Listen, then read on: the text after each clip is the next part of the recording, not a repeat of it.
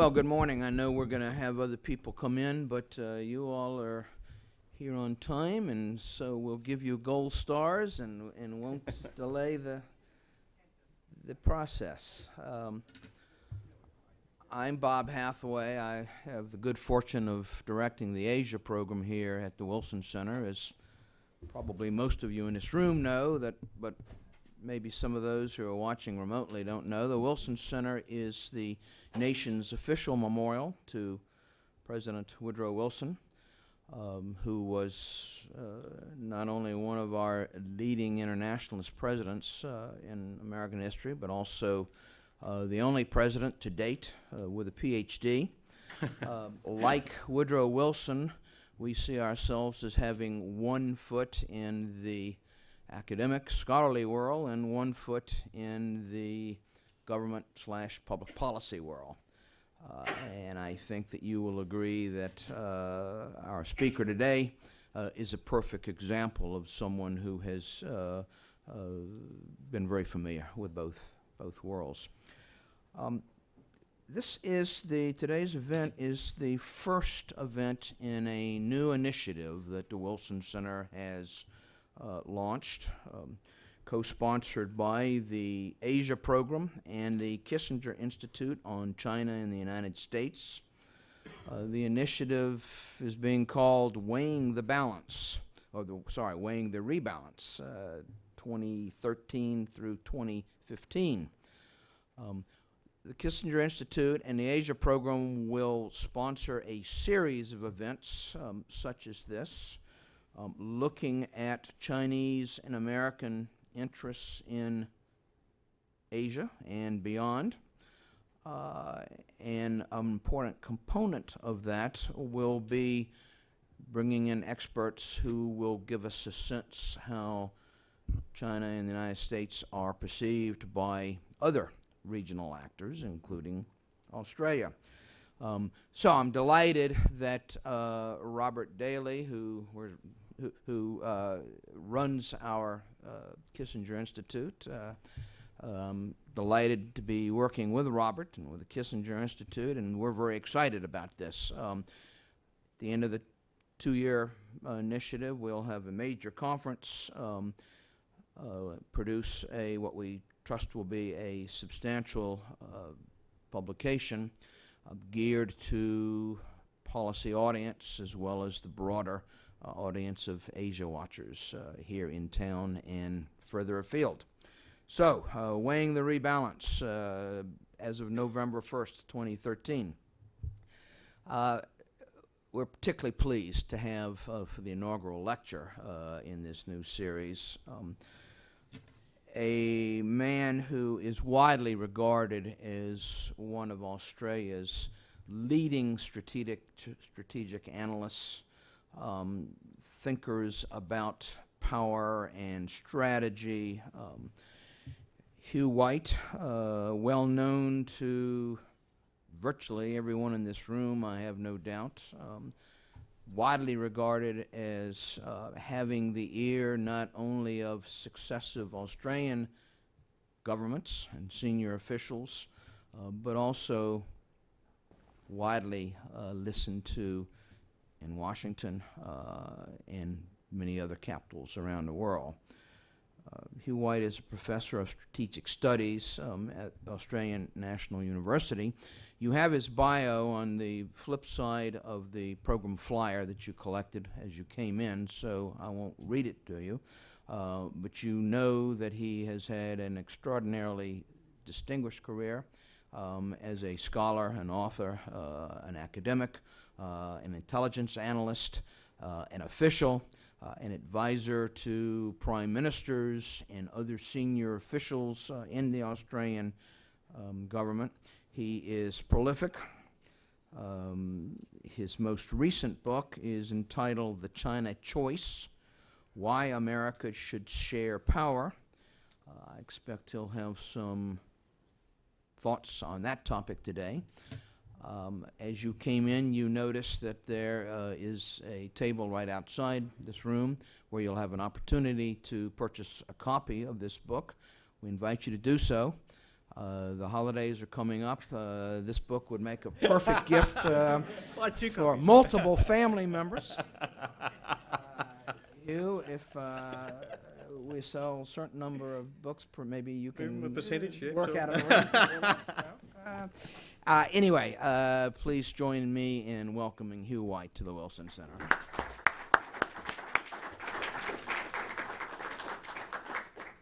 Well, thanks very much, Bob, for that very kind introduction and the sales plug. Yes, 5%, I think, is the figure we'll agree on.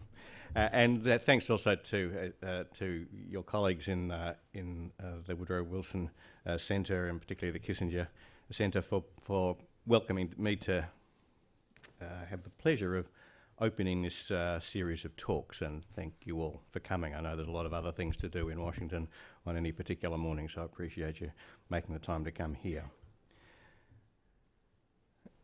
I'm going to give you an Australian view of the question about the future of the US-China relationship. And it's an interesting way, perhaps, to launch a series that looks at the US-China relationship, the rebalance and all of that, in the broad and series of presentations which focuses on Asian responses. Obviously, an Australian response is not a typical Asian response. Whether or not Australia is really part of Asia or not is one of those great existential questions. But I am going to argue that the questions and issues that confront Australia in relation to the future of the US-China relationship are very characteristic of Asia at large, that for all of us the future of the US-China relationship is not just an important question, it is the question which will, more than anything else, determine the nature of the international environment in which our countries will be attempting to grow and prosper over coming decades. And I will argue, and I'll explain exactly what I mean by this at the end, that for all our differences in Asia, all our diversity, we all want, roughly speaking, the same outcome in the US-China relationship, and it's not where that relationship is going now. As Australia looks specifically at this question, as we ask what kind of relationship should the US and China have over coming decades, this confronts Australia itself with some very deep questions, which mean in some ways that although, as I've said, this issue is really fundamental for everyone in Asia, there are ways in which it's harder for Australia, because the question of America's role in Asia goes right to the question of the kind of region Asia is and the kind of role of the West, broadly defined, in Asia. And of course that for Australia is a key question, because we are there as a product. You know, the whole existence of our nation on our continent is a product of a particular era of history, and the future of US role in Asia is very much tied up with that whole phase of history. I think for Australia this is the most important foreign policy question we have ever faced.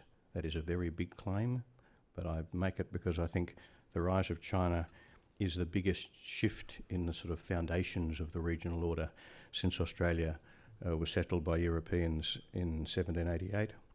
And I think that the challenges we face are as profound as any we've ever faced, and for that reason, that I think this issue is so important for Australia that I've given such a focus on it in my own work, and in a nutshell, that's why I've written a book about it. There's a slightly strange thing, an Australian writing a book about the US-China relationship. The book is not really about Australia, it's about the US-China relationship. The reason I've done that is because that relationship is so important to us. Now, there is no single Australian view of this set of questions, so this will very much be an Australian view. But we could start with what one might call the official position. And this is quite bipartisan. We've recently had a change of government in Australia, but you couldn't put a cigarette paper between the old government and the new government on this proposition. And the position is summed up with a sentence, which is, Australia does not have to choose between its relationship with the United States and its relationship with China. Now that's a position, but it's not a policy, because it's really in the end just an expression of hope. It's really a way of saying Australia doesn't want to choose between the US and China. And as an expression of hope, that's absolutely right. There is no good future for Australia unless we can preserve the relationship that we have with the United States and the relationship that we've developed with China, and develop them further. over coming decades. The significance of the US-Australia relationship is obvious, and I won't bore you with it. I'll just make the point that it is really central to Australia's whole conception of its place in the world. And I won't spend a lot of time talking about the Australia-China relationship. I won't go through the numbers. Our trade with China is now the defining feature of the Australian economy. But I just make a broader point, that it's not just that trade with China is so important. It's not just that we have something like 100,000 Chinese students studying in Australia. It's not just that Mandarin is the second most spoken language in Australia now, after English. Or rather, it's just, if you put all of those things together, I'd summarise it like this. No country has ever been more important to Australia in its history than China is today, except for the United Kingdom back in the days of the Empire and America. So no country has ever been more important to Australia than China is today on more dimensions of our national life, except our two great allies. And of course, China's not an ally. Now, that situation has arisen. We've been able to build those two relationships precisely because we haven't had to choose between the US and China for the last 40 years. And I say 40 years, perhaps I should say 41 years advisedly, because that possibility, the possibility for us to develop those relationships, emerged when the present US-China relationship, the relationship that was established by Nixon and Kissinger back in 1972. That's what provided the foundation in which Australia could develop these two relationships so simultaneously. We have not had to choose in the past. But will we have to choose in the future? Well, that depends entirely on the trajectory of the US-China relationship. The better they get on, the less we have to choose. The starker their rivalry, the starker the choices Australia has to make. And we're already finding ourselves having to make choices that we haven't had to make before. For a very long time, Australia's been able to develop these two relationships really more or less in isolation. What we did with China did not affect what we did with the United States. What we did with the United States did not affect what we did with China. That is no longer true. Now, when Australia takes a step with the United States, it has to ask itself very carefully, how's Beijing going to read this?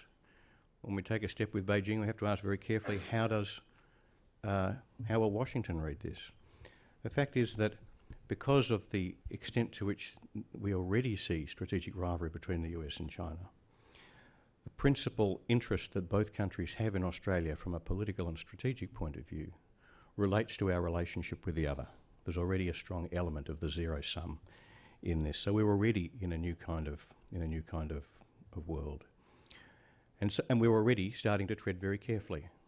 It's a slightly pejorative term, perhaps unfairly to the Finns, but there's already a touch of Finlandisation about Australia's positioning. And whether it gets worse, whether we do find ourselves really forced to choose between the US and China, depends very much on how things go between Washington and Beijing. Well, what underpins the we don't have to choose mantra that I mentioned before in Canberra is that Canberra's optimistic. Quite clearly stated in a number of government ministerial speeches, government statements and so on, that notwithstanding the issues between the United States and China, Australia is confident that the rivalry between them will not escalate. Is that right? Well, that's the question. But one of the reasons why Australian governments feel free to say that is because that's what they're told when they visit Washington, and it's what they're told when they visit Beijing. The interesting thing is that both the US and China are broadly confident about the trajectory of the relationship. It's not to say, of course, in both cities you have immense complexities in the debates in Washington and Beijing. But the net takeout seems to me to be a degree of confidence in both the US and China, both Washington and Beijing, that the relationship is in good shape. We might call this the spirit of sunny lands. I've heard that phrase, or close cognates of it, both from Americans and in Beijing. Spirit of sunny lands. And the spirit of sunny lands is that these are two serious powers with serious governments that can sort the issues between them out through the sorts of processes that are already in place. Now, I think that's wrong.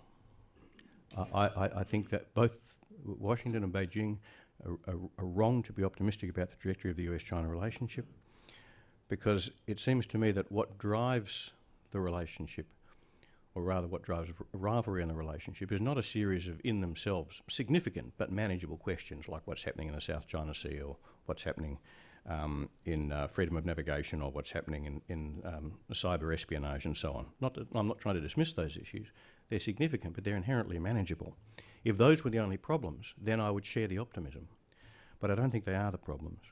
I think rather they're a reflection of a much deeper issue, and that is that the United States and China in Asia today have mutually incompatible primary strategic objectives.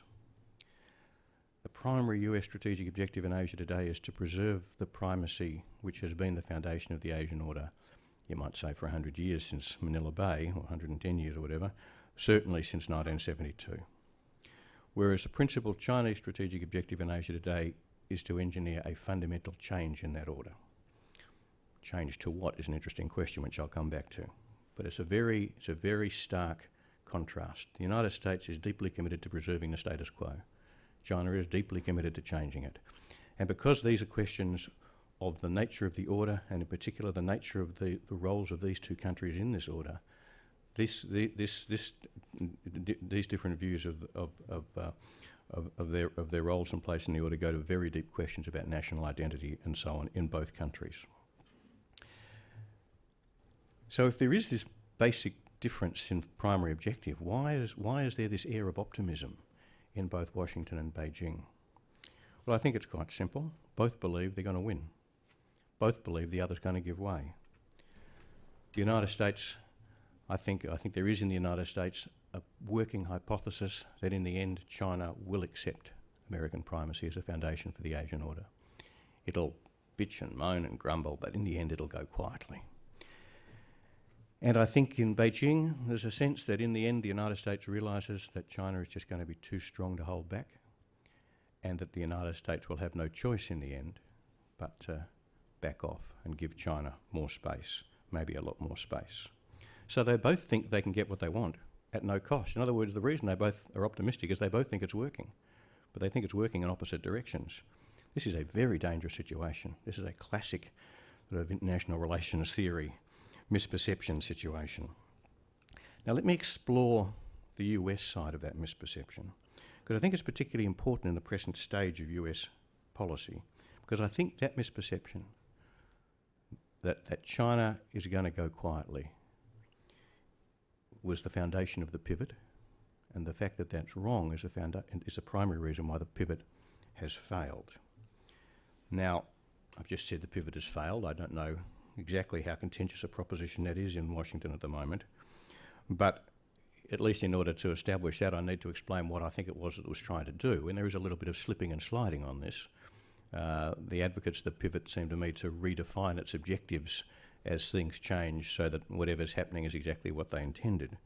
So let me go back to the beginning and say that it seems to me that the aim of the pivot was precisely to respond to China's increasing assertiveness around 2008 and 2009, which I think brought to Washington's attention more sharply than it had been done before the fact that China was determined, or was at least inclined to, change the regional order.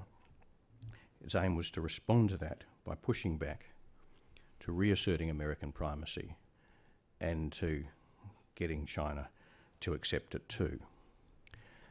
Now what's striking about the pivot, considering the magnitude of that objective, was that its means were so small.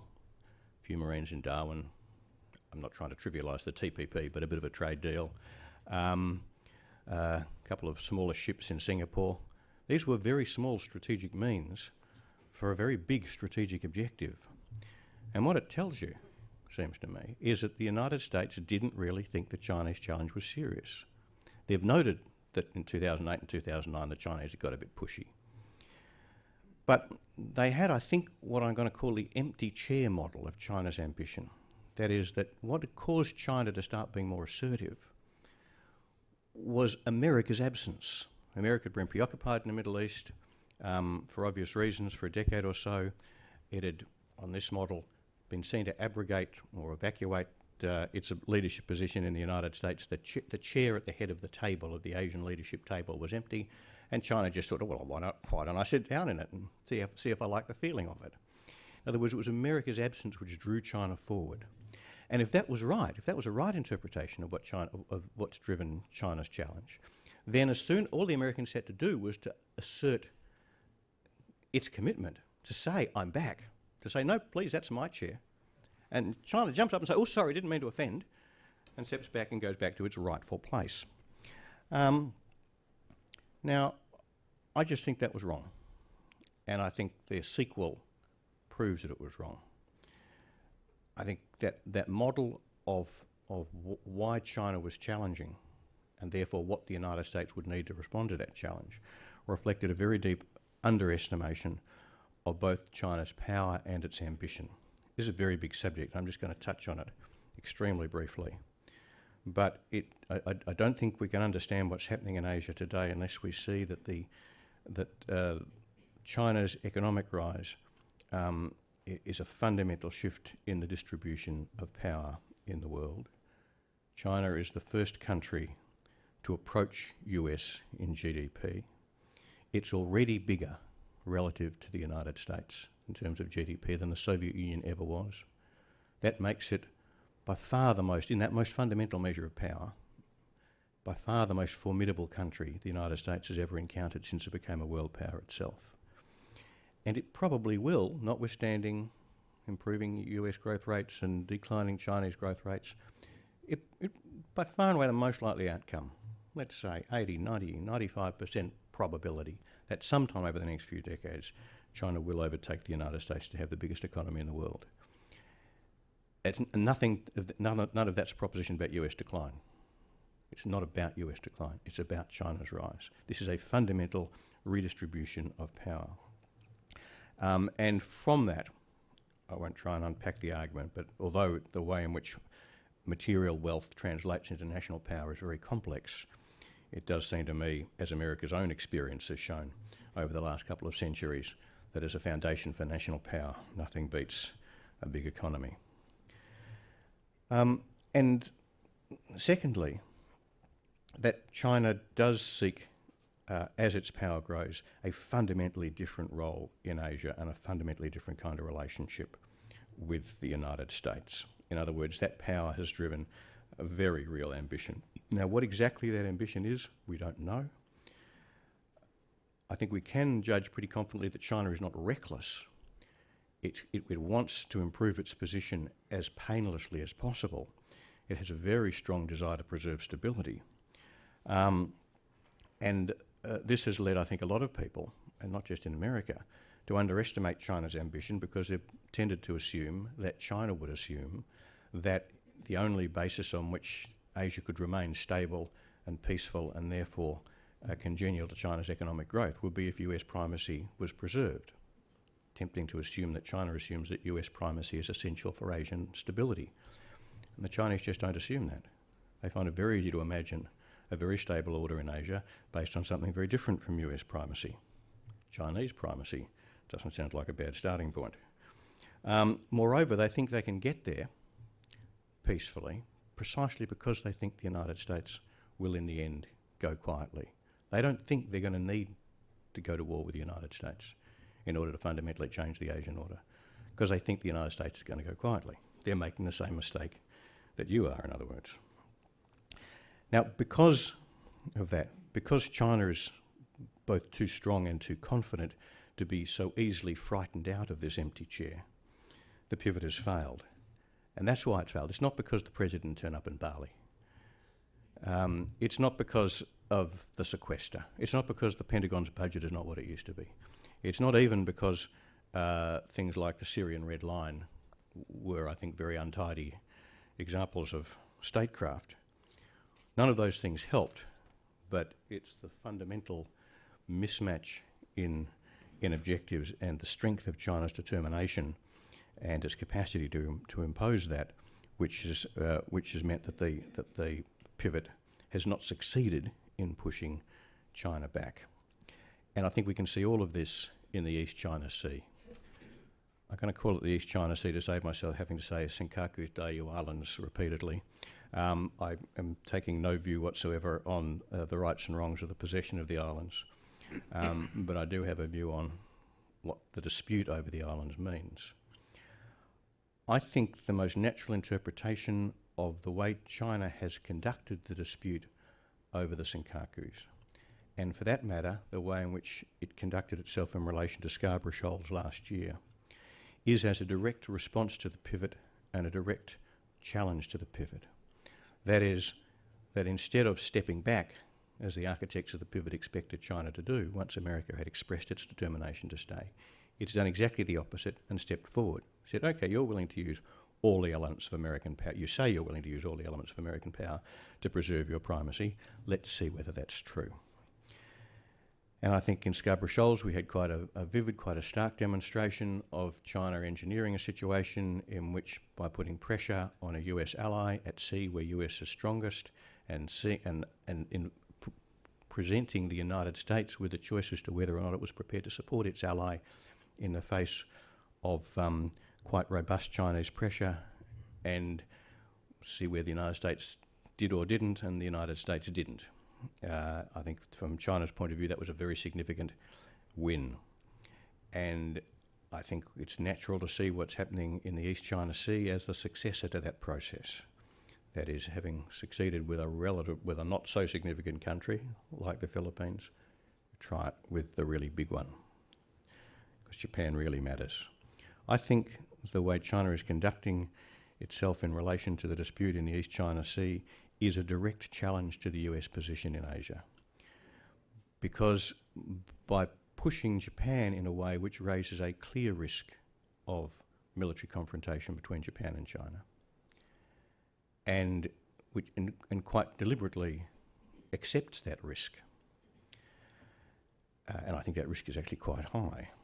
By conducting itself in that way, it raises a very high likelihood of Japan being in a position where it must seek the United States support if a clash occurs, and that poses a very significant test for the United States. And if the United States fails that test, it will be a very significant setback for the US-Japan alliance. And because the US-Japan alliance is fundamental to America's position in the Western Pacific as a whole, that constitutes a very significant challenge to the US position in the Western Pacific. I don't think that's a very complicated argument. I'm as sure as I can be that the Chinese people who matter in China understand that that's what they're doing, and that therefore they intend it. That's why they're doing what they're doing. And what's more, if that's right, then the Chinese must assume that America will back off, that America will let Japan down. Because otherwise they're doing something really dumb. And if they think there's a significant risk that the United States won't let Japan down in the East China Sea, then they're deliberately putting themselves in a position where they're going to have to choose themselves between a humiliating back down and war with the United States. So it seems to me much more likely, as an explanation of their conduct, that they think the United States is going to back down. And you can see why they might think that. Because what they're trying to do is to present the United States with a very stark and uncomfortable choice. Risk war with China, and a war which there's no reason to assume could be constrained to a nice little clash in a few square kilometres around the islands themselves.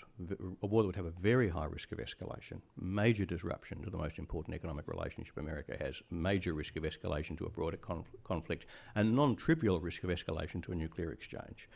Risk all of that on the one hand, or fail Japan, fundamentally undermine the US-Japan alliance, and therefore fundamentally undermine America's position in Asia. Now, in the seminar room, that choice looks easy. Of course you don't do that. No, of course you stand up to the Chinese. But in the situation room, on the night, you're really going to take on China on that basis? And remember, the Joint Chiefs can't tell the President they've got any attractive military options, because we know what the Joint Chiefs are going to say. I mean, we've seen the SE battle. It's a very, very unappealing option, massively escalatory. The United States has no attractive military options which give it a high level of confidence that can constrain and contain that conflict to something of relatively low cost. And so I think, I fear that the Chinese ask themselves, how would America respond in that situation? And they think that whatever's said in the seminar room, in the Situation Room, the United States would back off. And that's not, I might say, it hasn't been helped by the statecraft over Syria and the false red line. But I don't, even if that had never happened, I still think this would be a very significant risk. Now, of course, the other view would be to say, no, the United States has made this quite clear in a series of statements that it regards the Senkakus as falling under Article 5 and all that sort of stuff. Well, all I can say is I don't think the evidence suggests that China's heard. That China's not conducting itself as if it believes what you're saying. So if that is what you say, you have to say something, you have to say it much more firmly and much more clearly. But there's a much deeper question here.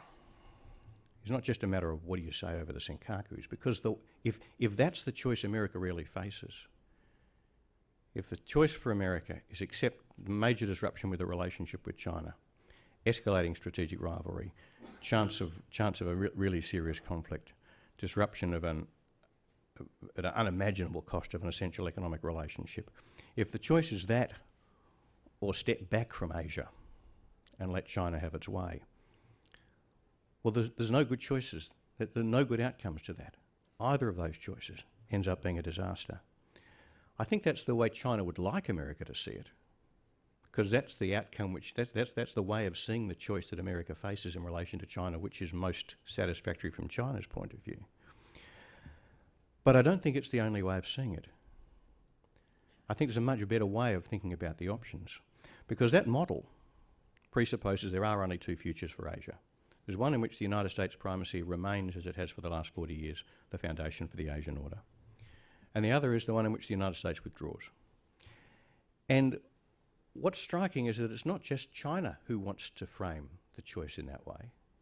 The United States is also happy to frame the choice in that way, because, of course, that validates America's determination to preserve primacy. We must preserve primacy because the only alternative to primacy by us is primacy by them. Well, I don't think framing the choice in that way works for either side, and it certainly doesn't work for the rest of us. And in particular, it doesn't work because neither side can succeed. China will not accept the status quo, but it is not strong enough to impose its own primacy on Asia in the face of American power, in the face of power elsewhere. China is now and will be a very strong country, but is not strong enough to dominate Asia in the future the way America has dominated Asia in the past. On the other hand, the United States is no longer strong enough to dominate Asia the way it has in the past in the face of China's opposition. The most distinctive thing about the last 40 years has not been America's strength, but China's acquiescence in American primacy. And that acquiescence has now been withdrawn. And if that continues to be the case, as I'm sure it will be, and as China grows stronger, even at China's present level of power, the United States cannot maintain the kind of primacy it's maintained in Asia in the past in the face of China's opposition. But there is a third option. We don't need to conceive the future of Asia as a choice between US primacy and Chinese primacy. And that's what my book is really about. What's the third option? Well, the third option is one in which the regional order fundamentally changes, in which China plays a much bigger role than it's played in the past, but that the United States remains as a really key player, a major strategic presence in Asia, a presence which limits China's power in some critical ways. The aim of building that kind of order, at least from America's point of view, is to maintain the maximum American role in Asia whilst avoiding escalating strategic rivalry by trying to find a level, if we can, of a maximum level of US involvement which China is in the end prepared to accept. So it's a matter of doing a deal, seeing whether the United States can and China can agree to a level of US presence in Asia which is strong enough to protect America's most vital interests and small enough, giving China enough space for the Chinese to accept as a long-term basis for the relationship. Now, the essence of such a deal must be, of course, mutual respect for some very basic norms. In particular, the use of the norm opposing the use of force. Essentially, that's the core of the UN Charter. But a willingness to negotiate as equals on almost everything else. In other words, dealing with China as an equal in a very comprehensive sense, which means that, of course, when you negotiate with equals who've got different interests than you, you're never going to end up with everything you want. You might end up with some of what you want. It's compromise all the way. It's classic great power diplomacy. It's completely alien to America's concept of how it conducts itself in the world. But then again, China is a different kind of country from any country the United States has ever encountered. So there's a reason why this might require the United States to respond to China in a way that's completely different from anything else in the world. Completely different just because it's stronger. Just because it's stronger. Now that would be, that kind of outcome, an outcome which the United States and China treated one another as equal partners in a shared power structure in Asia, is very different from the status quo order in Asia. And it's very hard to sustain. And just to be clear, I don't predict it's going to happen. I don't predict it's going to happen. I predict it probably won't. I predict the U.S. China rivalry will probably escalate. What I do predict is that if we don't have that kind of order, if we don't find some way of reconstructing that kind of third option, then the probability of that escalation is very high. And that's an escalation, that the rivalry between the US and China is one that neither can win. Now, a very key question that's got to be answered before it's worth taking that model even remotely seriously is, will China agree to it? And if it agrees initially, will it stick to it? Well, it's not going to agree to it out of the goodness of its heart.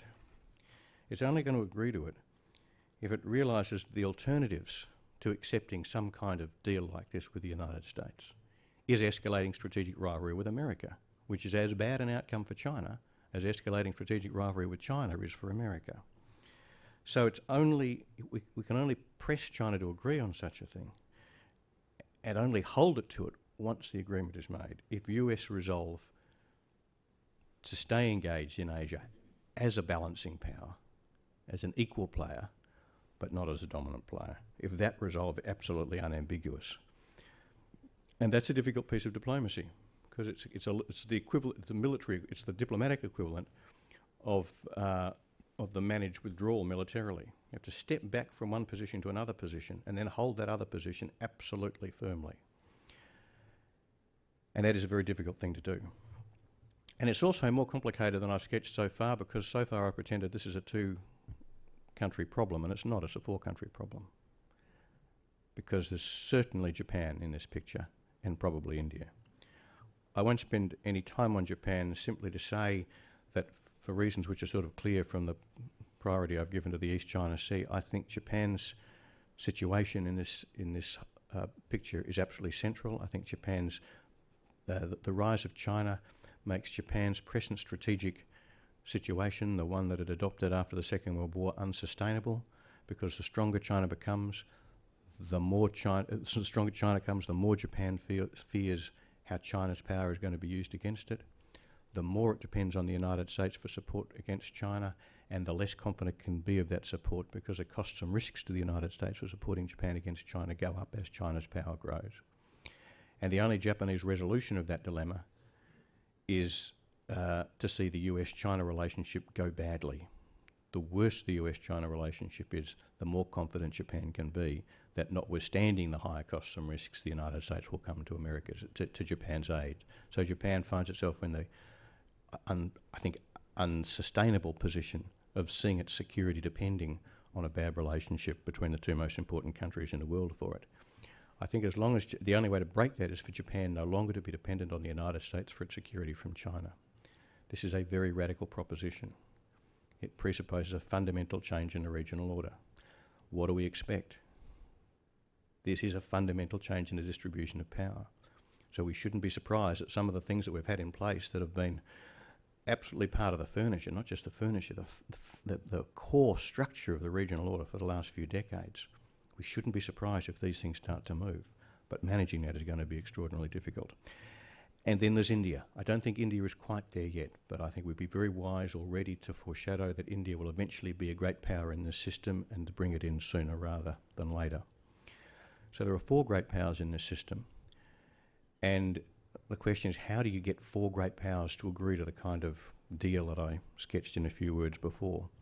Well, it's extraordinarily hard, but there are some examples, and the best example is the Concert of Europe in the 19th century. That shows that you can build and sustain, decade after decade, an agreement between great powers in which they do treat one another as equals. They still compete strategically, of course, but that competition is managed to the point that it doesn't disrupt their wider relations. Europe had a great 19th century, not without dramas, but overall it was a great century for it. It ended very badly 100 years ago next year, but in a sense that the way it ended reinforces how important the structures had been. I don't offer the Concert of Europe as a model, just as a sort of a reassurance that this kind of thing can be done. So, what should the President do? Do what presidents do. The President should give a speech saying 2 things. The first is the President has to make it absolutely unambiguously clear to China that that the United States is determined to stay in Asia, to uphold the most essential principles of the international order, in particular the prohibition on the use of force or threat of force to resolve disputes.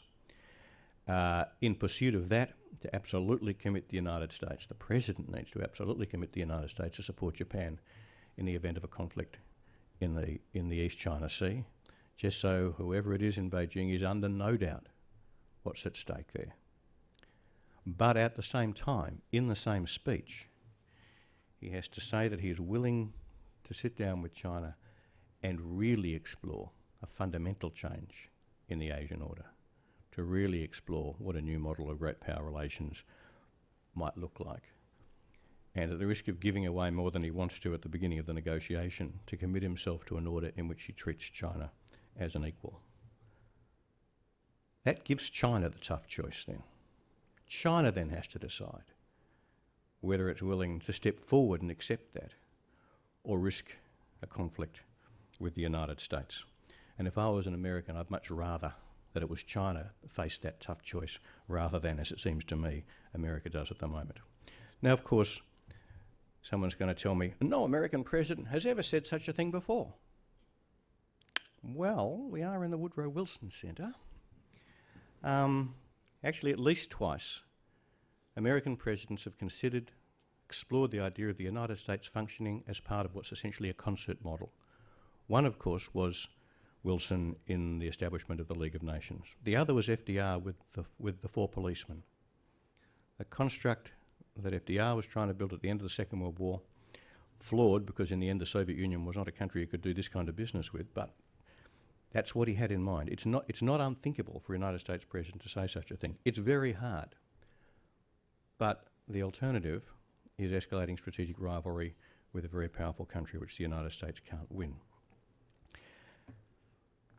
And of course, this is not just hard for America, it's hard for Australia. Australia's settlement coincided with, and it wasn't a coincidence, was a result of the collapse of Asian power and the resurgence of Western power, the assertion of Western power in Asia. And Anglo-Saxon, as my new Prime Minister, who's very fond of that concept, Anglo-Saxon primacy in the Western Pacific has been the necessary and sufficient condition for Australia's security ever since the First Fleet arrived, the Royal Navy, in 1788. And we in Australia would like it to last forever. If I had my choice, if I could put a tick in the box, I would say I want United States primacy to be the foundation for the Asian order indefinitely. It's been fabulous for us. But as China's power grows, that's no longer an option. So we in Australia do have a choice. We don't have to choose between America and China, at least not in the blunt way. But we do have a choice about whether we in Australia urge the United States and China to try and do this kind of deal, or whether we do in Australia what we've always done before, and that is do whatever we can to encourage the United States to maintain primacy. Now, in the past, encouraging the United States to maintain primacy and doing whatever we can to support them has been what Australia's done. This time it's different. This time we have to do something different. Our history and our instincts and our sentiments will all incline us towards doing what we've always done. But I think our interests and our future require us to do the other. In the end, I think you can put the Australian view, and for that matter, the wider Asian view, as simply as this. We are all anxious about living under China's shadow. And we all know that US power is the best way of avoiding that. So we all want the United States to stay engaged in Asia in a really major role to avoid Chinese hegemony. But we all want to have a good relationship with China, and we all fear the implications for us of US China rivalry. So we all want the United States to stay engaged in Asia, but in a way that avoids escalating rivalry with China, which means in the end a way that's acceptable to China, if that can be done. And trying to find that and negotiate it and build it and consolidate it is what Australia wants and needs. Thank you.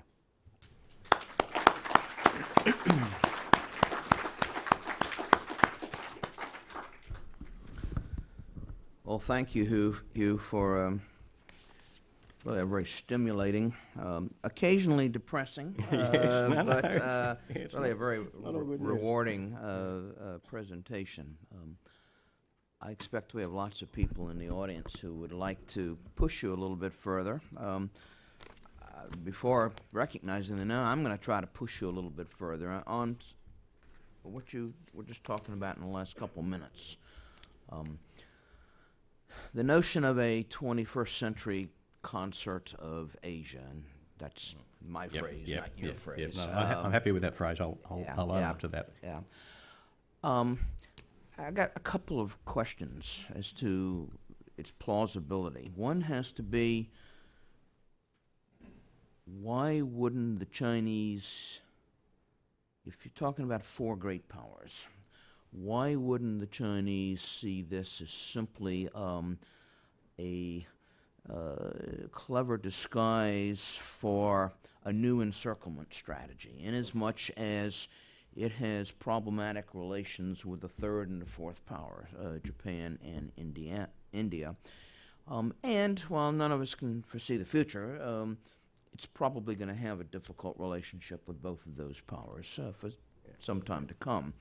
So, on the one hand, why might China actually believe the U.S. president when he says, we want to work with you on a basis of equality, and, oh, by the way, it may well turn to be 3-1 on lots of issues. Yeah. The other question I have relates to, and you touched again on this at the very end, the other regional powers. Australia, of course, but I'm also thinking of the ROK. Yep. I'm thinking of Vietnam. As I recall, it's been a long, long time since I was in history class, but as I recall, in the 19th century, mid-sized powers such as Spain, Portugal,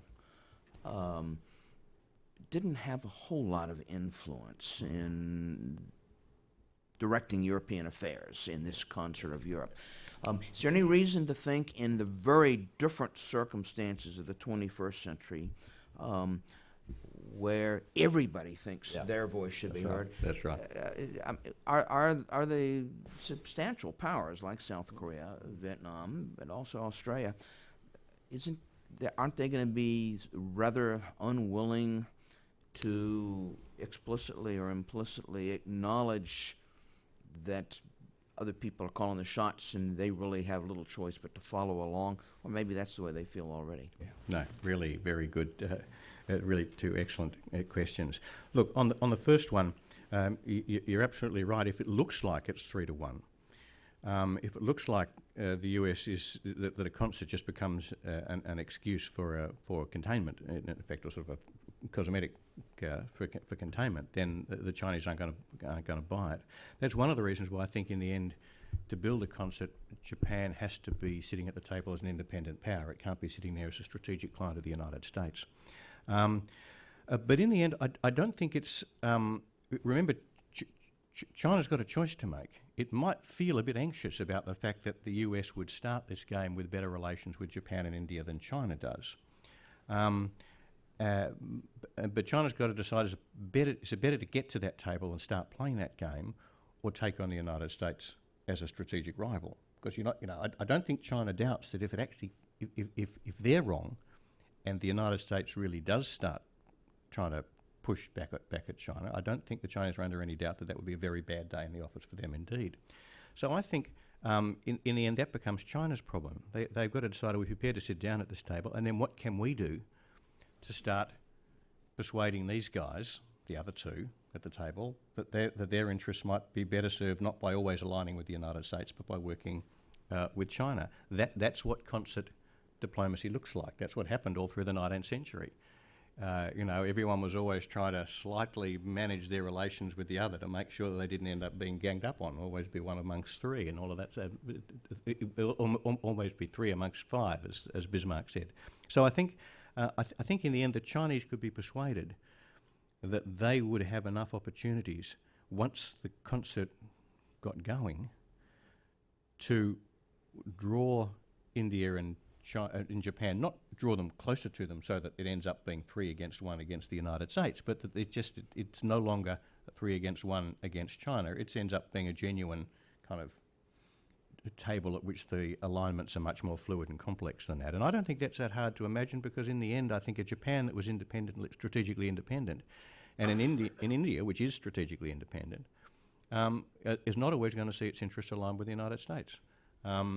It's going to be easier for the United States in some ways because it's not in the region. It might be easier in some ways because of closer alignments of values, but I think the Chinese are going to have lots of opportunities to play the US and Japan and India off against one another and improve their position. The second point about what about everybody else is absolutely central to this. And I should have mentioned Indonesia as an of course, obvious absolutely, case, yes. No. Looms very. I mean, there's a chance that Indonesia might end up at the table. There's a chance that Indonesia ends up as a great power in this system. Just depends, what happens. But it's got the demographic foundation to be a great power. I think the only other, Russia, of course, special case. But let's look at the small and medium size. And you're right. I mean, one of the very interesting things about Asia is what a rich sort of flora of middle and smaller powers it has, and they've been used to having, as you say, a very central role in the way the region's organised. You won't be surprised to hear that elsewhere in Asia this question is very often asked of me, what about us? And of course in Australia, what about us? And it's a genuine question. The fact is, if you let the four great powers close the door, sit down around a small table by themselves, they will do deals to our disadvantage. There's no doubt about it. So the smaller and middle powers, face a really tough choice. Would we rather that the four powers agreed behind closed doors and did us over occasionally when they did so, or would we rather they didn't agree and we live with the consequences of escalating strategic rivalry? It's not a pleasant choice, but I think my choice is I'd rather live in a region in which the great powers agreed, even though they'll occasionally do us down, than in one in which they didn't. The ASEAN, in ASEAN they have a little joke about this, which says whether the elephants fight or the elephants make love, the ants still get squashed. And it's true as far as it goes, but only as far as it goes. The ants get squashed a lot flatter when the elephants fight.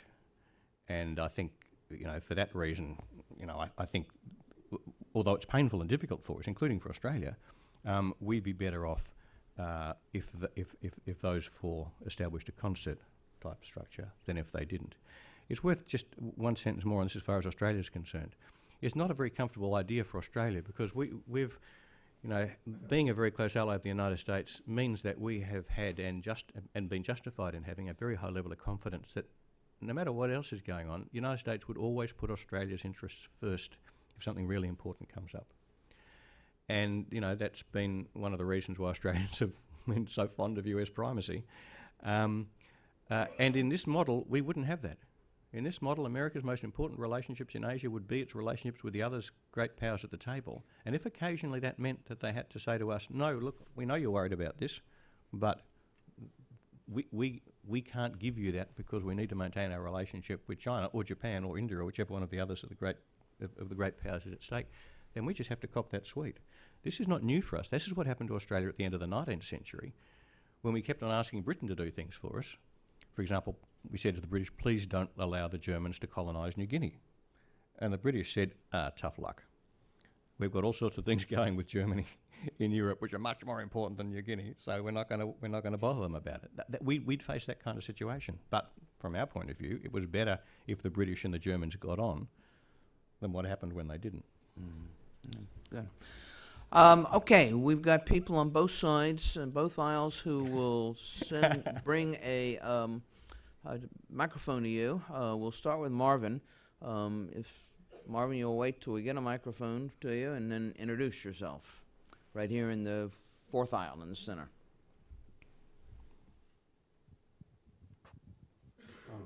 Thank you. Marvin Ott, Woodrow Wilson Center. Hugh, just speaking for myself, that was a terrific presentation.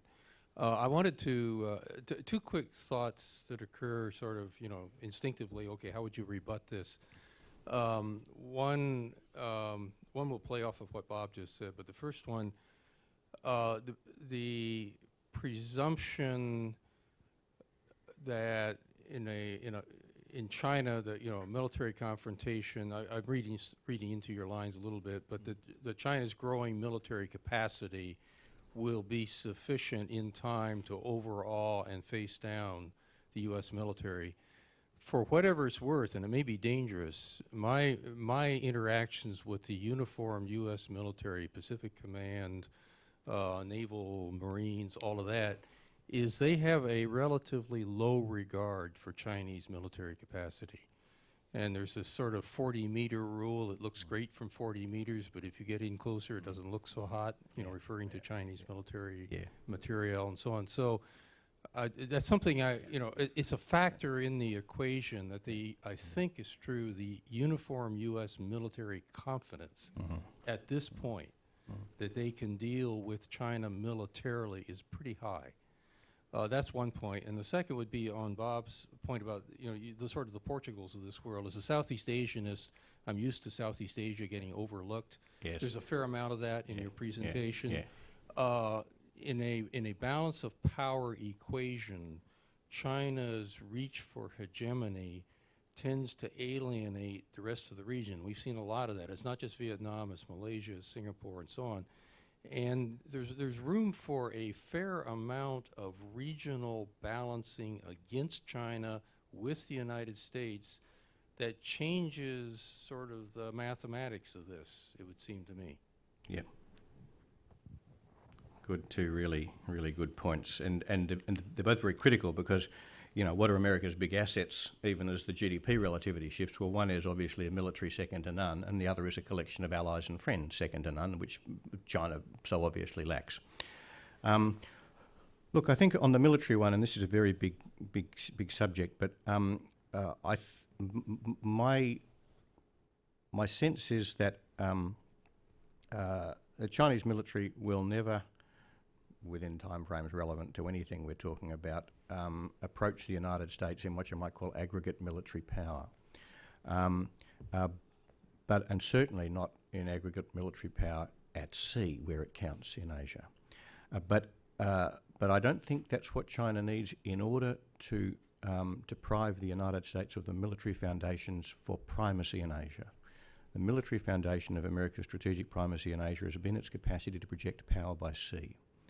And, that's what's made America what it is in the Western Hemisphere. Now, I don't think China can do very much with its military at sea, but I think it can sink ships. And that's the whole, and seems to me to be not the whole focus. 90% of the focus of Chinese air and maritime capability development since, let's pick a date at random, 1996, has been the capacity to prevent the United States from projecting its shipborne power projection forces to within range of the Chinese mainland or Taiwan. And in this, I think they have, to a significant degree, succeeded. And you know, I've had some of the same conversations, or similar conversations to the ones you've evidently had with US colleagues, military colleagues, and I'm sure, and it's very important not to make the mistake of overestimating China's military power. But my sense is that there is a recognition that China has at least raised the cost and risk to the United States of putting the big power projection platforms, the carriers of course, but also the big marine amphibs within range of China's sea denial forces. That's what the whole A2AD thing is about. And it seems to me that the air sea battle is in a sense a very sincere compliment from the Pentagon to the PLA. Because what it basically says is we don't think we can any longer risk our power projection platforms within range of your sea denial capabilities. Therefore, we're going to remove your sea denial capabilities before we put the platforms forward. I think there is a question as to whether the United States can do that. I think there's a question as to whether or not even a sustained campaign of strikes would remove enough of the Chinese sea denial capabilities to make the US to drop the risk to the carriers, so to speak, enough to put them in. But the more to the point, the fact is, if it can be done, it's something that happens at the end of a 6-week campaign in which a set of targets on the Chinese mainland that long have been struck, and this must be escalatory. I mean, you know, never say never, but no, escalation is inevitable, and very dangerous escalation. This is, after all, a nuclear-armed state, and we still have to remind ourselves that there's very little experience of war between nuclear-armed states. We don't quite know how that bounces. It'll be an immensely risky thing to do. But here's the good news. China has not, and isn't never a bad word to use, but I'm going to use it ever, will never acquire the capacity to project power by sea itself against US sea denial capabilities. So I think there's great asymmetry in China's capacity. I don't lie awake at night worrying that China is going to be able to project power by sea the way the United States has been able to in the past. And that's one of the reasons why I don't think the Chinese, at least if the United States is there to stop them. And that's something I'm sure the United States can easily do. And I think that's one of the reasons why I'm sure the Chinese can't establish primacy. They can't replace the United States. They can displace the United States, but they can't replace the United States because their military achievements, significant though they are not sufficient to give them the kind of power projection capability which you need in Asia. And I mean, I think there are sort of geostrategic reasons why in Asia, more than in Europe, you need to be able to project power by sea to establish regional primacy. Southeast Asians, you're absolutely right, of course. The Southeast Asians are genuinely worried about China's growing power and what it will mean for them to live under China's power. And as I said in my peroration, that they don't want to live under China's shadow. And that gives America something to work with. On the other hand, they really don't want to line up against China. This is not, you know, I'm not accusing you of this very crude metaphor, but this is not Europe in the 1940s, late 1940s against the Soviet Union. Everybody in Asia wants to have a good relationship with China. Australia wants to have a good relationship with China. And if the way in which, if the US model for how it responds to China's rise presupposes that it can get the ASEANs into a US camp against China, well, it's not going to happen. It's not even going to happen. Here's the Australia test. We are the most likely to do that because we're the furthest from China and we're the closest to America in, you know, all the obvious ways of history and culture and values and all the rest of it. And Australians aren't in it. And I think this is actually pretty broadly based. The people in Australia who are very confident that we can follow the United States wherever the United States goes in Asia are the ones who are confident that that's not going to take us against China. Nobody in Australia is signing up for containment of China. So there is an asset there, but how closely the US can work with Southeast Asians depends a lot on how the US defines its objectives and how China responds to them.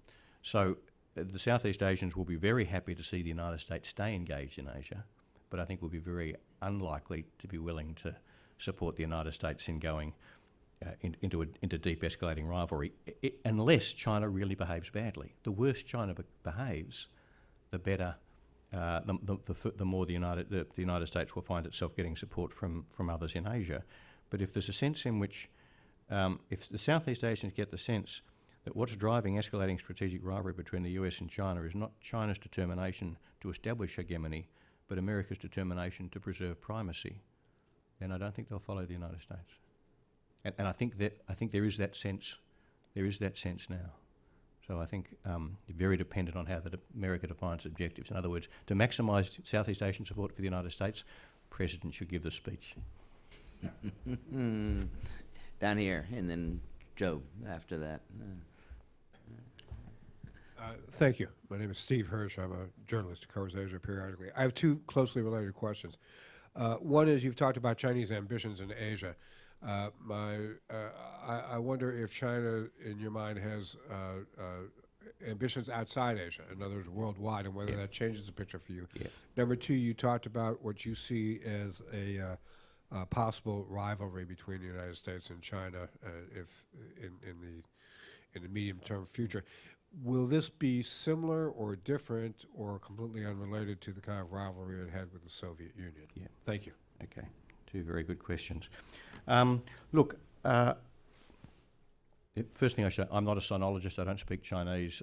I don't regard myself as a sort of a deep explorer of the inner workings of Chinese political psychology. But here's my gut feeling. I think China has interests globally and increasingly economic and so on, and is going to be keen to protect them. But it doesn't see it doesn't see itself as asserting a strategic role in the global order. It doesn't want to change the global order in any significant way. It wants to have a slightly bigger voice and all the rest, but it's already on the Security Council. It doesn't find it hard to get its voice heard. And I think there's very little chance, and I think the Chinese understand there's very little chance of being able to protect its strategic interests globally, its interests globally with military force against any serious opposition, particularly by the United States. In other words, they're not making what you might call the Admiral Gorchakov mistake of trying to take on the United States as a global maritime power. I do think in Asia, I think Asia is where China's strategic psychology and to a certain extent its identity are founded. I think in Asia, close to home, in its own backyard, in its Western hemisphere, if I can put it that way. On the other hand, I think China's ambitions go very deep to its sense of itself, to the kind of country it is, the China dream and all that sort of stuff. So I very much focus. I think the strategic rivalry between the United States and China is very much focused in Asia.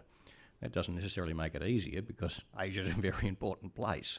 But I don't think this is a matter of what's going to happen in the North Atlantic or what's going to happen in Africa, or even, though this is a slightly different case, the Middle East. Middle East is the sort of tough one because Middle East is almost, well, in a sense it's kind of regional for China. But I'd put it this way: if the issues on which the United States and China differed strategically were focused only on even as sensitive a place as Iran, I'd be relatively comfortable they could be worked out.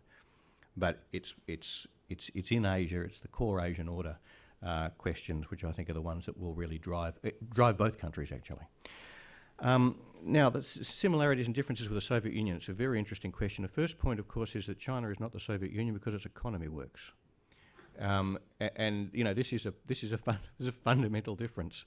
But the second is that I think China's aspirations are very different. When we look at a rising power challenging an established status quo, we all come at these things with our set of limited data set, and the best data set we've got is history, and we know what rising powers look like: Nazi Germany, Stalinist Russia, Maoist China, you might say, in its expansionist phase, and Imperial Japan. And of those, Stalinist Russia was perhaps the most, they were all striking in their way. But when we look at Stalinist Russia, what was it after? It was extraordinarily radical. It wanted to fundamentally change the global economic order. It was global for a start. It wanted to fundamentally change the global economic order, unrecognisably change it. It wanted to fundamentally change the political system around the world. It wanted to change the way America was governed and the way Australia was governed. It wanted to least it was very reasonable to think it had very significant territorial aspirations. It wanted to change the way territory was distributed and the role of governments, and it had some very significant, which I might call basic moral issues. Now, when I look at China today, I see it as a much less ambitious power than the Soviet Union was. China doesn't want to change the global or the regional economic order. 10% per annum real growth for 30 years, why would they want to? I don't think China wants to change anybody's political system. I don't think they care at all how Australia's governed, or for that matter, how Vietnam's governed, or how America's governed. They're very concerned about how they're governed, but I don't think they have anything like that. I think it's a regime that's, I shouldn't say regime, a government, a system, a political system which is entirely devoid of ideology as an export, if you know what I mean. I just don't see it that way. And with the special case of Taiwan and the territories which are, so to speak, under dispute, accepted more broadly, I don't think it's, this is not Nazi Germany that wants to fundamentally change the territorial thing. So I think, in fact, in a way, as a rising power, China is very conservative. The only thing it wants to change about the Asian order is the leadership. But the trouble is, that's a really important thing to want to change. But it does affect the way we respond to it. Now, of course, once it's got the leadership, we couldn't be absolutely sure that it wouldn't start getting more ambitious and start moving to those other things, and that's the risk we're all managing, and that's one of the reasons why I like the idea of a concert, and why I would rather not just say to China, okay, your turn, you can run the show. And that's why I think it would be to prevent China, constrain China from moving in that kind of direction, that the concert would be built. That's what it would be for. We'll go to Joe, and then we're going to go into the back of the room. Joe Snyder. Excuse me, Joe Snyder, retired U.S. Foreign Service officer. With respect, Dr. White, I've heard you describe this new concert in very somewhat fuzzy terms. I was just wondering, in a practical sense, what would this concert look like? We've heard the seminar room description of it. But what is the situation room description of it? What does it mean in terms of things like the status of Taiwan, of North Korea, of disposition of military forces, of economic relationships? Could you describe a little bit more how you think this might look in practical terms? Yeah. And one other thing, I'd like to hear a little bit more about what you think about the role of Russia might be in this. I don't think the Russians would consider themselves to be left out of the four powers that you described. Yeah. Okay, really very good question. Let me answer your question about what the concert actually looks like in two parts. The first part is to say I don't know what it looks like, because it's a deal. It's a negotiation between four countries. It's what they will agree on. And I can't tell you in advance what they're going to agree on. I think the best thing one can say is to say, well, what are those four countries going to go into the negotiation refusing to negotiate on? That is, what are their boundaries? Because that's what will define the outer limits of the thing. I think, or at least I hope, that they will that they will go in. At least the United States will go in with a firm determination to defend, as a minimum, what one might call the foundations of the UN Charter. I'm not normally the sort of guy who goes around with a copy of the UN Charter in my back pocket, but those are, in the end, the things that are worth fighting for. And at the risk of sounding melodramatic, this is, in the end, what this boils down to. What are we so committed to as a feature of the international order in Asia that we're prepared to risk escalating strategic rivalry and conflict with an extraordinarily powerful state in order to protect? That's what defines the boundaries of America's negotiating position, and for that matter, in different ways, all of the others.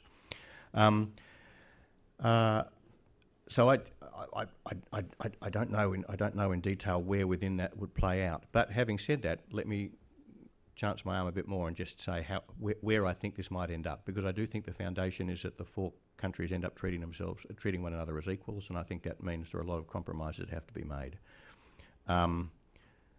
I think Japan ends up as a nuclear power for a start.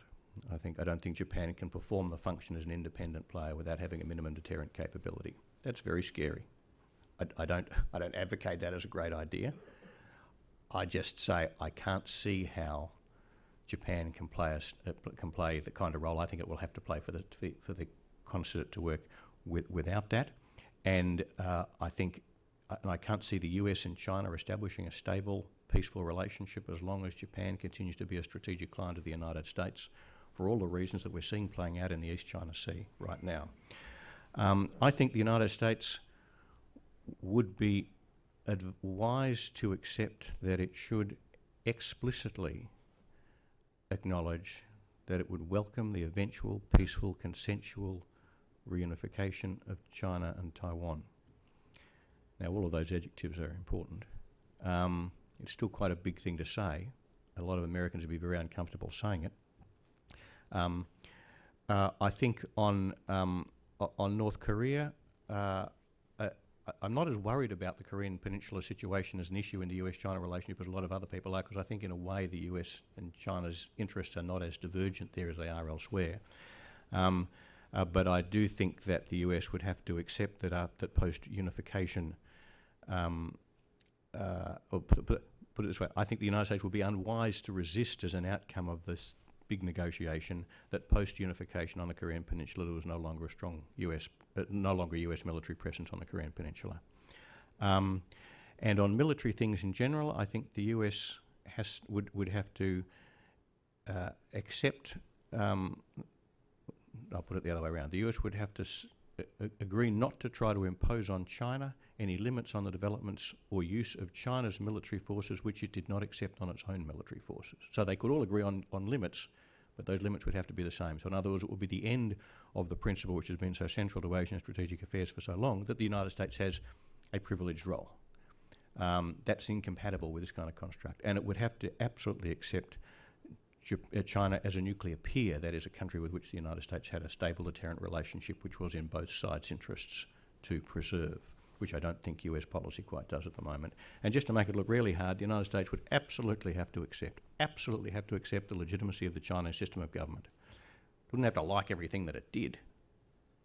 But I think the element that seems to me to be still quite important even in US official statements about China, that there's a kind of at best reluctant acquiescence to the fact that this is a system that's in place at the moment, I think would have to shift to a genuine acceptance. So now, none of this is easy. This is a very unappealing world I'm describing for you there. The only thing to be said for it is it might be better than the alternative. Now, I'm sure it'll be better than the alternative. So the third way of responding to your question is to say, well, I haven't got a very good idea of what my model's going to look like, but I also think it's required of people on the other side of the debate to say, what's your model look like? If you don't do a deal like this with China, where is the US-China relationship going? And what's that going to mean for the United States to find itself in a Cold War with China, whose economy works? This could be a tragic choice for the United States. And it's the lesser of two evils, and I think the one I'm sketching, nasty though it is in many ways, difficult though it is the lesser of the two evils. Just on Russia very quickly. Look, Russia's an enigma as always, but my working hypothesis is that Russia is not a great power in the Asian strategic system. It's a great power in the European strategic system. It may even be, particularly this month, a great power in the Middle East strategic system. It's not a great power in the Asian strategic system because the countries it faces there are so strong. China doesn't have many options against Japan or China. And when I look at the way in which China has been improving its position in Central Asia, that only reinforces my sense. So my hunch is that the Chinese in the end will not be prepared to do what's necessary to earn a seat at the table. And it's not because I don't think Russia is a very powerful and significant country in some ways. I just think in Asia it has no options. In Europe and in the Middle East it does, and I think that's where its attention will be focused. Okay, we got one right here. I can't see who you are, but right, this gentleman right here. Thank you. My name is Stanley from Chinese Embassy. And today's Australian professor come to your United States to speech. Reminded me a joke. I think during the Korean War, American unit put up a side American army second to none, and the Australia army next to American unit put up a sign, none. Okay, We're very modest people, we Australians. You probably noticed. my question actually is a brief comment is about you mentioned that China's action in Diaoyu Island is a direct challenge to U.S. pivot policy.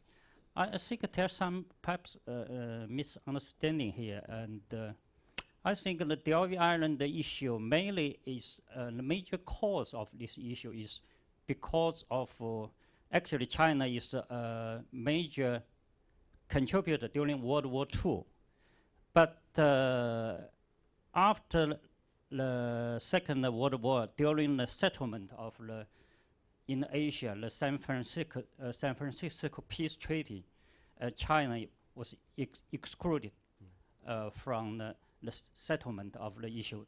I think that's why the East Asia frontier disputes cause. China's position is not trying to change the status quo. China's position is just want to Japanese government to acknowledge their dispute so we can put aside, because at the moment it's very difficult to settle. So we two governments just reached the consensus that we have dispute and we can put aside dispute. Thank you. Thank you. I don't think there was a question there, so we'll go someone else in the back. Yes, over here in the middle.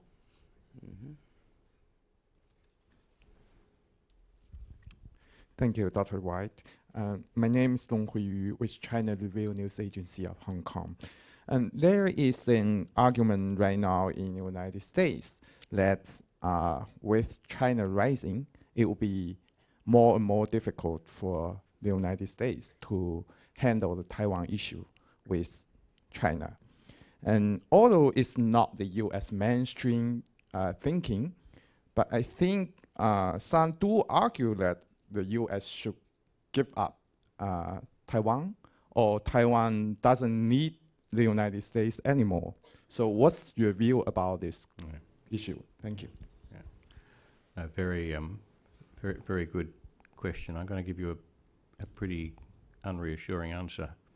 I don't think the United States has significant military options to support Taiwan in the event of a serious Chinese attempt to force the issue of Taiwan's future political status. It only makes sense for the United States to maintain a commitment to help defend Taiwan if it's got usable military options to do so. And I don't believe it has. I think that's one of the things that have changed. That's why I mentioned the date of 1996 a bit earlier. The last time this got to the point of forces being deployed was during the missile test election issue in March, I guess it was, of 1996. And it does seem to me that one of the things that happened as a result of that, you always got to be careful of your own successes, is that the PLA said, well, we're going to make sure that never happens again. And my sense is, goes back to the point I made before in relation to Marvin's excellent question, that my sense is that the Chinese are now in a position where they have raised the cost and risk to the United States of deploying the carriers, for example, to the point that the US can no longer put significant force into the Taiwan Strait. Now, it's not to say that a Chinese invasion across the Taiwan Strait wouldn't still remain a very difficult problem, precisely because, as I said before, I don't think China has the sea control capacity to give it an assured level of access. But I think that's where the nuclear question comes in. I think China would not find it very hard to persuade the United States that the issue of Taiwan is so important to China that it would be prepared to risk a nuclear exchange over it. And in the end, what happens in these things is always an interaction between the balance of power on the one hand, or balance of forces on the one hand, and the balance of resolve on the other. And I think China's resolve would make it a very dangerous choice for the US because of the very special. I mean, I think because Taiwan is such a special case. That being so, I reached the rather gloomy conclusion I don't think the United States has military options. usable military options to support Taiwan in the event of a serious Chinese attack. And if that's the case, then it would be very unwise for the United States to say it does. And that's the tough choice. So I think in the end, the United States is in the position of letting Taiwan look after itself. Okay. Well, that got them started. Is that Mike? I'm not sure the light's in my eyes. Yeah. I think we probably have time for this question and then perhaps one more Thanks very question. much, Professor White. I'm Mike Fonte. I work as the director of the Democratic Progressive Party's office here, which happens to be a Taiwan political party. I just want to say that the DPP, at least, is committed to development of a wide range of asymmetrical capabilities, et cetera, so that there is not a miscalculation about military side of the future. The United States position, as you know, is that there's peaceful resolution, not acknowledged eventual unification. But I think the pieces are in place if your concert were put together to defend the UN Charter and its capabilities in the name of Taiwan. At least I hope so. Thanks. Robert? Yes, first I'd like to say thank you. Wait till we get the microphone. Yes, Dr. White. First, thank you very much for coming in today. I thought that was an extremely thought-provoking and clear discussion, and it's also, I can't think of a better way to kick off the Weighing the Rebalance series. You've certainly laid out the challenge and have exemplified the need for Washington, the Wilson Center, and everyone here today to listen to voices and opinions from other countries. So thank you. Thank you. First and foremost. I want to go back to one of your premises and ask why you assume that the United States assumes that China will go quietly, that is, you seem to think that is foundational to the American pivot. I'm not so sure that's true. I'm not sure that Washington thinks that we can simply continue to have our way by asserting ourselves. And I see a lot of evidence in Washington that we are looking at something like your third option. There are more and more voices that are calling for accommodations in the Western Pacific to give both the United States and China the minimum acceptable number of guarantees. Now, that process, a serious process, hasn't begun yet. But you seem to think that the United States has a foundational belief that China will go quietly. And then I wonder if you could give us some more concrete examples of ways in which you think the United States does not currently treat China as an equal power deserving of respect. Thank you. Yeah. Good. No, really excellent question. Gets right to the heart of these things. My reason for believing that the US, or at least the architects of the pivot, assumed that China would go quietly can be exemplified by their insistence that the policy was not one of containment. It depends, of course, on whether you think I'm right about my basic explanation of the pivot's purpose. I think the purpose of the pivot was to preserve US primacy as the foundation for the Asian order. And I say that not because that form of words was used by the Secretary of State or by the President in the various speeches they gave, but that seemed to me to be the very natural, they wouldn't say that exactly, would they? But it seemed a very natural interpretation of the speeches. If you look, for example, at the President's speech in Canberra, which I see as being the kind of definitive statement, it was a very strong evocation of the role that American power has played in the past in Asia and an expectation, a commitment to continue for the United States to play the same role in Asia in future, and a commitment to use, I quoted the words before, all the elements of American power to do that. And I guess one way of putting it, that's certainly the way the Chinese seem to have interpreted it.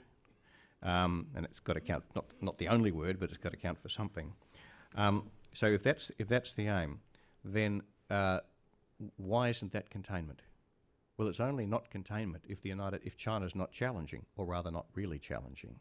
So it seemed to me, and I had a lot of, because I started using the containment word the day the speech was delivered, and not surprisingly, I got lots of opportunities to discuss my use of that word with old friends in the State Department, and what I think I heard them say, the way I interpreted what they were saying, was that no, this is not containment, because we're not trying to stop China expanding its influence, because we don't really think China is trying to expand its influence.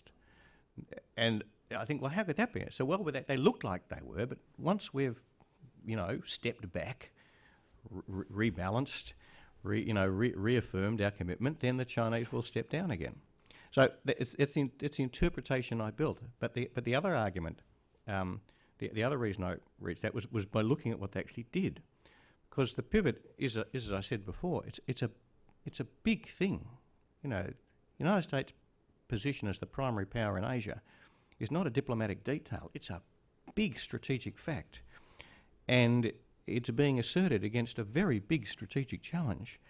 And 2,500 Marines in Darwin, of all places, 2 or 3 literal combat ships. Well, I don't want to get into a debate about naval force structure, but they're not going to make much of a difference. And TPP, which actually is a very interesting special case, but it still doesn't seem to me to carry a lot of strategic weight. All of this looked very, very light. It looked like tokenism. It looked like symbolism. It didn't look like substance. And so that reinforced my sense that the architects of the pivot could not have believed that China was really serious about this challenge.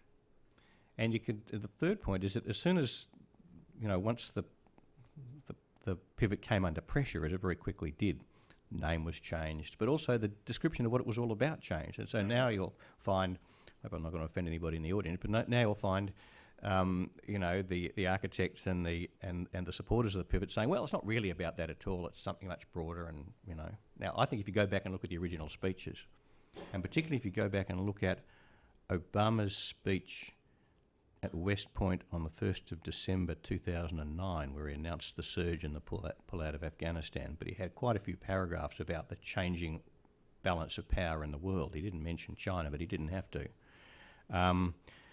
It seemed to me very clear that this was very much driven as a response to China, and that it was too weak to do it, and therefore too weak to do it substantively. It therefore must have been conceived symbolically. And I just make the broader point. I keep on being struck by the fact that Americans are not as worried about this issue as I think they ought to be. This is a very dangerous country. China, I mean. A very dangerous adversary.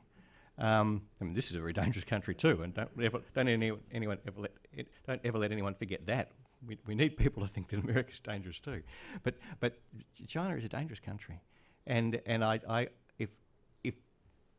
if Americans, including American policymakers, really thought that they were in a serious confrontation with China, they would be much more worried about it than they seem to be. So that's the. Now, second part of the question, why isn't what America is doing now doing the third option? I think, in a sense, I'm almost going to give you the same answer. That is, it's going to sound a little bit less polite than I mean to be, but if you think what America is doing today is treating China as an equal, then you basically think China's going to accept the status quo. Because although the United States has made some small, and even in some ways not so small adjustments. I mean, the Sunnyland Summit itself was quite a significant gesture. I might have this wrong, I don't track these things, but I can't remember a US president spending as much time with a foreign leader as Obama spent with Xi Jinping at Sunnylands since Ronnie and Gorbachev got together at Reykjavik. So it's a pretty significant gesture. So I'm not saying that America's not paying any attention to this at all, but when I think the working assumption, including reflected in the way in which Obama himself spoke at Sunnylands, is that the United States can manage its relationships with China without fundamentally changing the nature of the relationship. It can essentially preserve the status quo. And I don't want to present this as a crackerjack piece of evidence, but I thought that it was terribly suggestive to look at the contrast between the opening statements of the two leaders at Sunnylands. Barack Obama had a list. He had a shopping list. There's some problems we need to address. Well, and he listed them, one after the other.